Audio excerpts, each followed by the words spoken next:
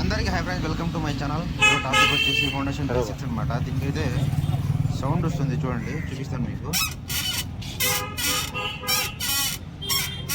చూడండి ఎలా వస్తుందో. బేసిక్స్ మాట ఇది ఫౌండేషన్. దీనికి కంప్లైంట్ ఏంటంటే, నేనైతే చాకప్ అనుకోని చాకు కూడా ఉపయోగించి తీశాను. చాకప్ అయితే కాదు, మొత్తానికి అయితే ఏందని చెప్పేసి దీనికి నీకు చిన్న టైర్ ఇప్పేసి సస్పెన్షన్ని ఊపి చూస్తే అక్కడ కనిపిస్తున్న మనకు చాకప్ నట్టు కూడా తీసేసి అనమాట.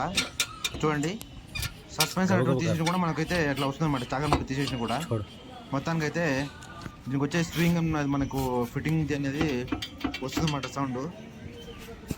మొత్తానికి అయితే నేనేం చేశానంటే, దీనికి మనకు స్వింగ్ అని వచ్చే బోల్ట్ ఉంది కదా, ఫిట్టింగ్ బోల్ట్, అదైతే కొంచెం లూజ్ చేసి చెక్ చేశాను.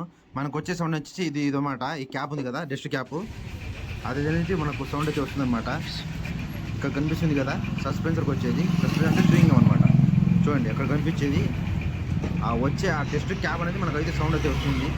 మొత్తంగా అది తీసేసి దానికి గ్రీజ్ మొత్తం మనకు గ్రీజ్ అయితే అప్లై చేసేసి ఆయిల్ వేసేసి దానికైతే ఫిట్టింగ్ అయితే చేశాను అనమాట.